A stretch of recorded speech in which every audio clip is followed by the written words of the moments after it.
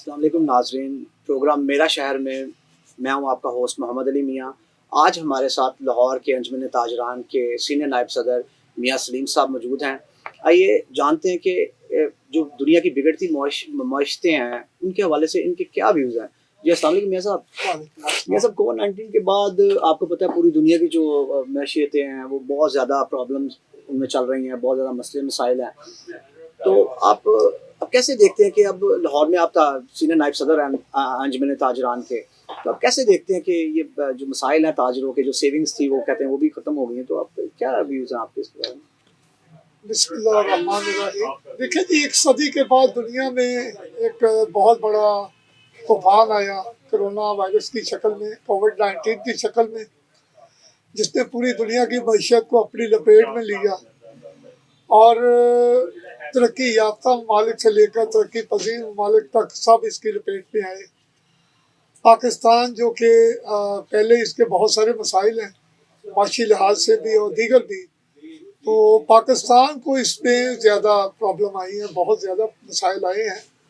और इसमें सबसे ज़्यादा जो मसला हमारी ताजर बरादरी, जो छोटा ताजर है, जो कि रोज़ाना की बुनियाद पर सुबह आके बैठता है अपने कारोबार पे और शाम तक बैठ के तो अपने बच्चों का वो पेट पालने के लिए वो कारोबार करता है, उसके लिए बहुत सारे मसाइल आए कि कोविड-19 के दौरान पहले जो फेज़ था उसमें तकरीबन 40 से 45 दिन कारोबार, बल्कि पूरे पाकिस्तान की इंडस्ट्री, मार्केटें, यहाँ तक के छोटे बाजार, गली मोहल्ले के जो बाजार थे वो भी दुकानें बंद रही।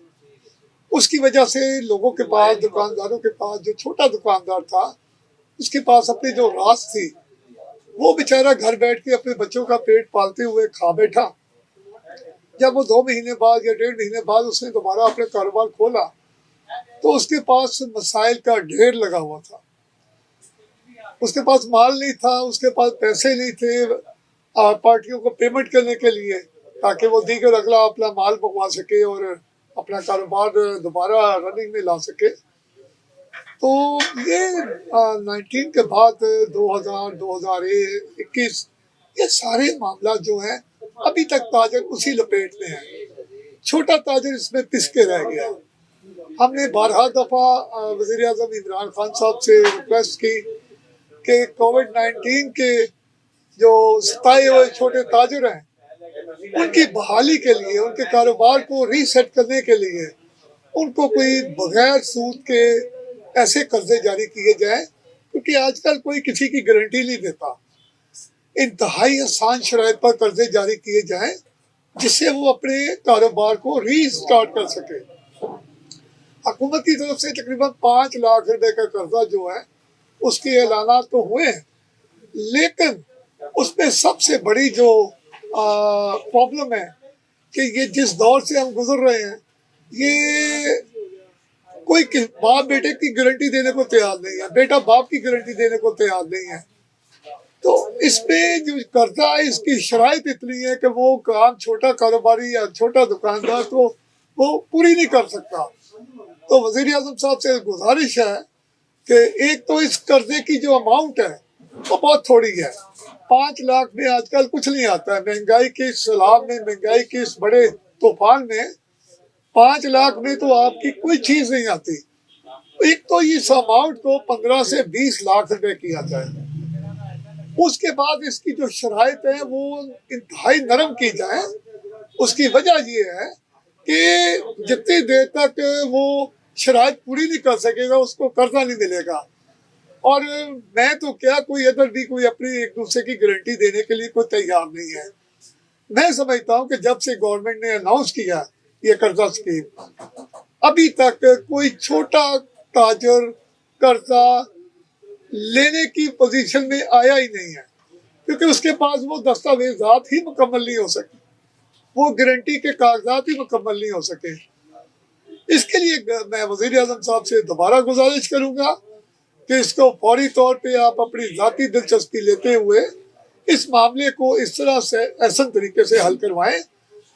एक तो इसकी अमाउंट को जो है 15 से 20 लाख रुपए किया जाए, दूसरा इसकी जो शराइत है उनको बिल्कुल डाउन किया जाए, बिल्कुल लूज किया जाए, ताकि आम दुकानदार, जो गली मोहल्ले का बेचारा दुकानदार है, जो बिल्कुल दीवार के साथ लग गया है, बल्कि फाकों के ऊपर है, वो अपने कारोबार को सेट कर सके, अपने बच्चों का पेट पालने के लिए सिस्टम बना सके। जब ये सब वज़ीर-ए-आज़म पाकिस्तान जनाब इमरान खान साहब ने तो तमीराती सेक्टर में बहुत सारा रिलीफ दिया है, और ताजर बरादरी है जो पूरे पाकिस्तान में, तो उन्होंने बहुत सारा रिलीफ दिए हैं, कैबिनेट के लोग भी कहते हैं। तो क्या आप उस रिलीफ से खुश नहीं? देखिए जी, ये मैं समझता हूँ कि पाकिस्तान की तारीख में कंस्ट्रक्शन के शोबे को और प्रॉपर्टी के शोबे को हुकूमत की तरफ से जो टैक्सेस में छूट दी गई है, मैं समझता हूँ इससे पहले नहीं दी गई थी। लेकिन अफसोस की बात ये कि बदनसीबी की बात मैं कहूँगा कि जैसे गवर्नमेंट की तरफ से ये रिलीफ आया, गवर्नमेंट ने ये टैक्सेस कम किए, कुछ टैक्सेस का रेट कम किया, कुछ को ख़त्म किया, अगले ही लम्हे मार्केट में जो सरिया था उसका रेट डबल हो गया, सीमेंट के रेट बढ़ गए। इसी तरह हमारी सैनिटरी वेयर जो मिक्सर्स हैं, वाशरूमों के फिटिंग्स हैं, उसके रेट डबल हो गए। इसी तरह अदर पीवीसी की फिटिंग्स हैं, उस सब के रेट जो हैं वो डबल हो गए। तो ये सारी चीज़ें वो हुकूमत के जो इंतजाम किए थे वो धरे के धर रह गए। तो इसके लिए मैं ये कहूँगा कि ये एक तो कंट्रोल, जो हमारी प्राइस कंट्रोल कमेटियाँ हैं, इनको सिर्फ खाने पीने की हद तक महदूद ना किया जाए। मैं दुनिया के दीगर ममालिक में जब स्टडी करता हूँ तो मुझे नज़र आता है कि एक मुल्क में एक चीज़ जो आज से 2 साल पहले की थी, आज भी उसी रेट पे खड़ी है। अगर उस कंपनी ने रेट बढ़ाना है तो उसको हुकूमत को जवाब पेश करना पड़ेगा कि ये हम इस चीज़ का रेट बढ़ा रहे हैं, ये इस पे नया टैक्स लगा है या इसका रॉ मटेरियल महंगा हुआ है। लेकिन पाकिस्तान में ऐसा कोई चेक एंड बैलेंस नहीं है। यहाँ पर अगर कोई सरिये का रेट बढ़ता है, सीमेंट का रेट बढ़ता है या अदर जो रॉ मटेरियल्स हैं उनके रेट बढ़ते हैं तो कोई पूछताछ नहीं है। पहले मार्केट में शॉर्टेज दिखाई जाती है, उसके बाद धड़म से रेट बढ़ा दिए जाते हैं। तो पाकिस्तान में जितनी इंडस्ट्री है, इसके लिए प्राइस कंट्रोल कमेटी का एक अलग शोबा बनाया जाए जो रेट बढ़ाने के ऊपर कंट्रोल करे। कोई अपनी मदद आपके तहत रेट ना बढ़ा सके तो हुकूमत की तरफ से जो जारी थी वो एक स्कीम जारी की गई छूट की है कंस्ट्रक्शन के शोबे या प्रॉपर्टी पे, वो बिल्कुल बेसूद हो गई। तो ये रेट पर कंट्रोल किया जाए। हमारे मुल्क में तांबा वापर तादाद में पैदा होता है, उसकी पैदावार है, उससे पीतल बनता है, ब्रास बनता है। उसका रेट पिछले 1 साल में डबल हो गया है, यानी कि 400 रुपये किलो था, आज वो 1100 रुपये किलो, डबल से भी ज्यादा हो चुका है। और उसकी वजह क्या है कि ये सारा जो तांबा है इसको चाइना एक्सपोर्ट किया जा रहा है। दुनिया के किसी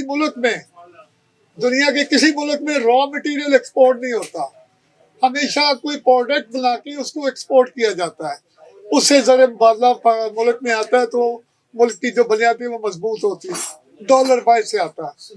लेकिन बदनसीबी है कि हमारे मुल्क में रॉ मटेरियल को ये जो तांबा है इसकी स्लैब्स बना के उसको एक्सपोर्ट करते हैं और उसका जो पाकिस्तान की इंडस्ट्री तबाह हो रही है।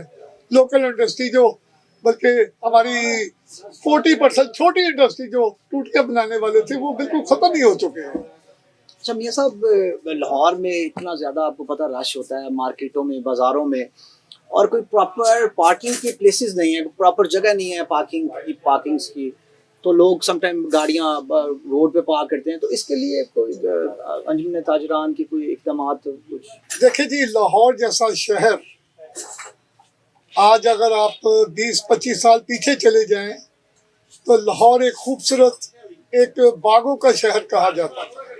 इसकी अपनी एक मिसाल थी, दुनिया के खूबसूरत जो शहर थे उनमें इसका शुमार होता था।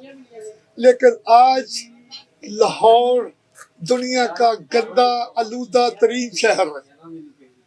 उसकी वजह ये हुई कि 2005-06 में हमारे कमर्शियल बैंकों ने कर्जे जारी किए ये ऑटो लोन के, और तकरीबन 4-5% से ये लोन शुरू हुआ और लोगों को धड़ाधड़ बैंकों ने गाड़ियां दी। और लाहौर जैसे शहर में जहाँ पर कैपेसिटी अगर 1000 गाड़ी की थी तो वहां पर 1 लाख गाड़ी आ गई सड़कों के ऊपर, और सड़कें वही थी, पुल वही थे, मामलात वही थे, लाहौर वही था, लाहौर बड़ा नहीं हुआ। आलूदगी इस मुल्क का, हमारे बल्कि ये लाहौर, कराची, इस्लामाबाद जैसे शहरों की बदनसीबी बन चुका है। हमारी कार पार्किंग के हवाले से लाहौर में इतने मसाइल हैं कि पिछली 3 हुकूमतों में 12 दफा हमारी मीटिंग्स हुई, वजीर आला, चीफ मिनिस्टर की लेवल से लेकर नीचे तक, लेकिन हमसे वादे किए गए कि लाहौर में पार्किंग प्लाजे बनाए जाएंगे। अच्छा मियां साहब, सॉरी मैं आपको आपकी बात काट के पूछ रहा हूँ कि जो कोविड-19 की वजह से जो तालीम का जो निज़ाम है वो सारा बिगड़ गया है, उसको क्या व्यूज़ है आपके इसके बारे में? क्योंकि बच्चे वीकली 2 डेज स्कूल जाते हैं सिर्फ, और बहुत सारे आपको पता तलीमी जो एरर्स हैं वो खड़े हो गए हैं, इसके बारे में कुछ बताइए। देखिए जी, कोरोना की वजह से, कोविड-19 की वजह से पूरी दुनिया में जहाँ मईशत तबाह हुई वहाँ पर तालीमी ढांचा भी तबाह हो गया।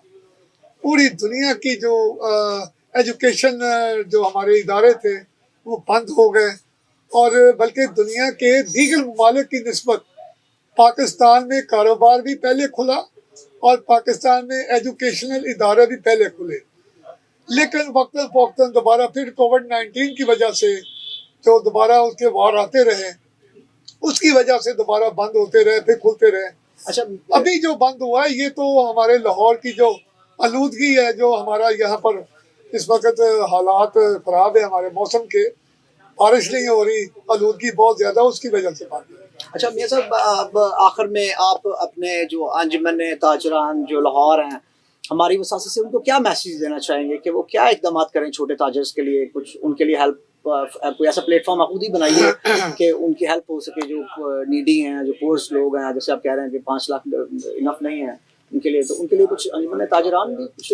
देखिए, एसोसिएशन कोई इदारा नहीं है, एसोसिएशन कोई फैक्ट्री नहीं है जी, इनकी कोई पेस नहीं है, इनकी कोई ऐसी कोई अमाउंट नहीं आती कि ये कोई फंड जमा होता हो।